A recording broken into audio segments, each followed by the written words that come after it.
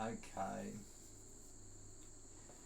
I've been wanting to do a video on youth crime and the consequences of youth crime and the consequences of government policy on youth crime.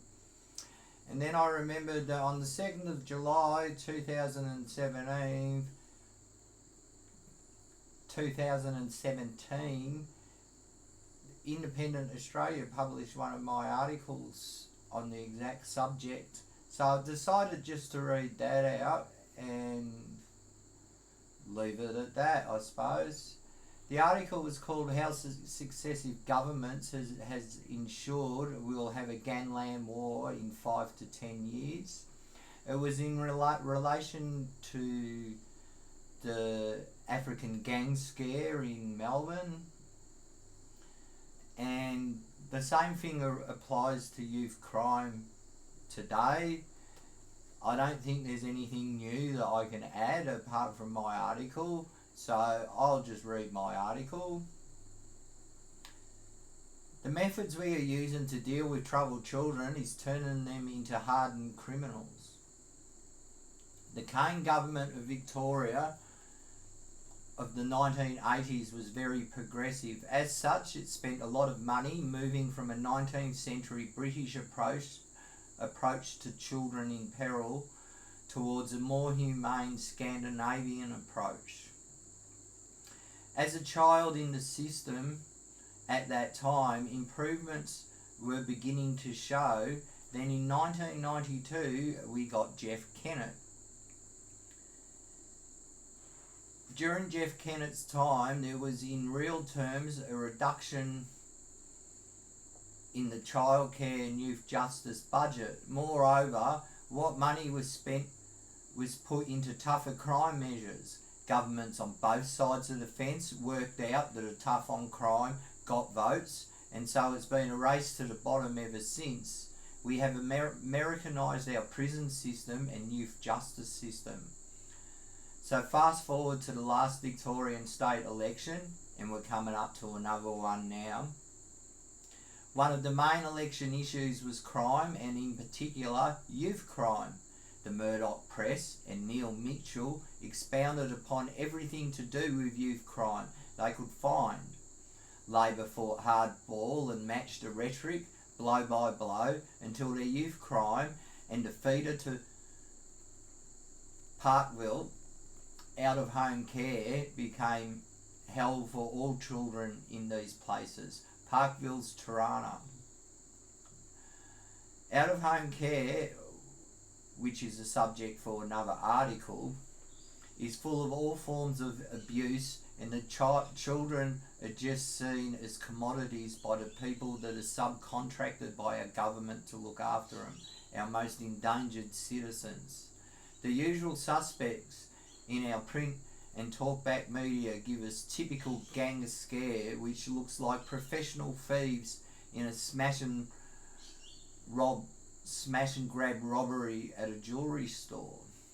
The press relentlessly show a character of the smart, enterprising youth that have probably been in contact with the courts and should have already been in programs that we know might work. Those that are not in that category fit the downright spiral offered by both parties when they are in government, to lock them up and treat them like shit, which only leads to more crime and cutting of budgets. The media shows how easy it is to rob a high-end jewellery store, so next thing we know, jewellery shops are getting raided every day. What did they think was going to happen? All this led to new laws being passed in both federal and state parliaments. These laws allow children to be treated as though they are in an American federal prison. Now staff at youth justice centres think they have carte blanche to abuse young people. What do you think happened? We had riots at both Parkville and Malmesbury within the space of a week. This should have been a sign to the community that something is very wrong in the system. Instead, the government used these events as an opportunity to invest money in a new supermax facility for children. The Murdoch and Fairfax press used this opportunity to terrify the community. The government should have come and told the public what they knew, but they chose not to. The methods that we are using to deal with troubled children is forcing some of those children to become hardened criminals, and a lot more children are psychologically damaged in the process, permanently psychologically damaged. This is costing the community billions in the care these damaged children will need as we condemn them to a life of poverty. They have said we should treat these children like animals because they rioted, thereby embarrassing the government. This avoids any public inquiry regarding what may have brought children in our care to act this way. I live in the area of code 3219. Everybody here knows somebody that has been in jail, and everybody knows people whose kids are involved in children's services. Contact with these services is just another thing the poor have to suffer. Poor communities are dysfunctional, so that this war on troubled youth is just another attack on the poor. But again, that's for another article. Living where I do made it easy to find out why we were having riots in our youth justice centres. I just asked people in my community, and what they tell me is this. To quote one of my friend's kids, it's fucking hell in there. He then lost the plot and went on ranting on a tangent about hell and stuff. We have been keeping our kids in 23-hour lockdown, not just one or two kids, but whole units. Violence and mechanical and medical restraints are being used on our children. There was a picture in the Brisbane Times the other day that explains what I mean under the heading Aggressive Dogs, Handcuffs, Face Masks on Kids, Censored Detention Facts Reveal. There it is there. Why are we doing this to our children? When you take into account all of the abuse in all forms that a child goes through, it can only be described as torture.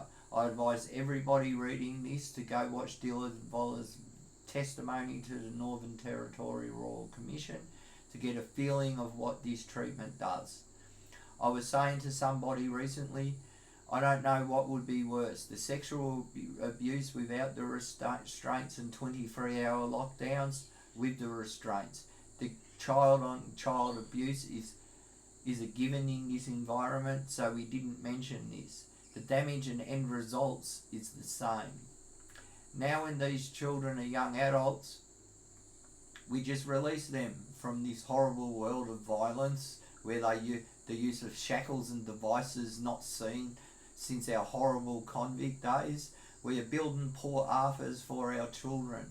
There is no other way to say it. That these 18 to 21 year olds now hate us and blame us that they have lost the capacity for empathy. Gee, these are big long words that I wrote. All they know is violence and control. They will come out with no prospect of work. They have no idea how the real world works, and so gravitate to others like them. They form groups of friends they know from youth detention centres. Over time, they'll fall into organised crime and turf wars will start. It's a cycle that's been playing out for the last 120 years. In Victoria, the connection remains between children in government care and every wave of gangland violence we've ever had. From the crime wars of the 1920s until the gangland wars of the 90s. Victoria hasn't had a Victor Pearce or Mr. Rent-A-Kill or Dennis Mr. Deaf Allen in recent years. These people were a product of what the state did to them while as children. They were in its care or the care of the people the state subcontracted to care for them as kids. What we are doing now to our youth and children in state care, no matter their crime, they are all in our care, is something new. The treatment we give these children is akin to Guantanamo Bay. We cannot turn the clock back. We cannot turn the clock back. The dice has been rolled, and we'll have to, as a community, face the inevitable wave of violence and crime which in turn will start a new wave of hysteria, continuing the cycle of pain and misery for every child that goes through it. For every child that becomes a Mr. Rent-A-Kill, there are 50 that will end up mentally scarred for life, never able to properly relate to society, thinking that the world hates them, and how can they not? There are hundreds of reports on the shelves that say what does work in this field. Every government since Jeff Kennett is to blame for the gangland war we are about to have, because they have created the circumstances for this to happen. They seem not to know any better, or do what they do just for votes, despite the billions of dollars that it will cost to fix this.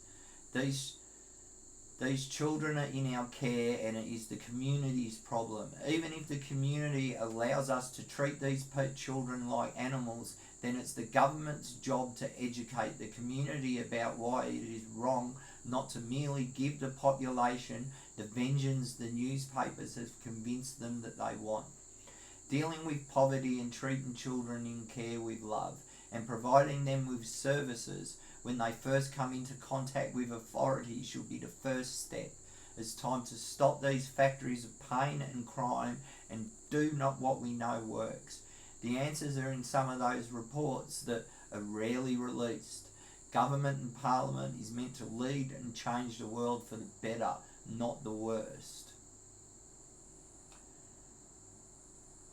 And that's something I wrote a long time ago.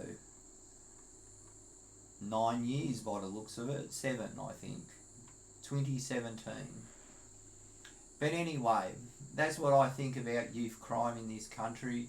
Nothing's ever going to change. The kids in care today are in a worse place than I was when I was in care in the 80s. If we don't do something about the whole system as a whole, then we're just going to keep on getting worse and worse, calling for more and more prisons. You can't just continually build prisons. It might be good to give some people jobs, but it does nothing to fix the problems that we have in society.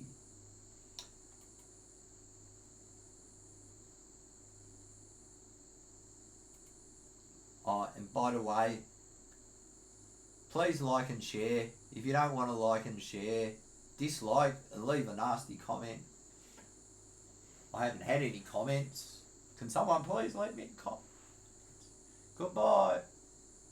Stay safe, and remember, if you're entitled to redress, you're probably entitled to win a civil lawsuit. Go and speak to lawyers. Stay away from class actions. Goodbye.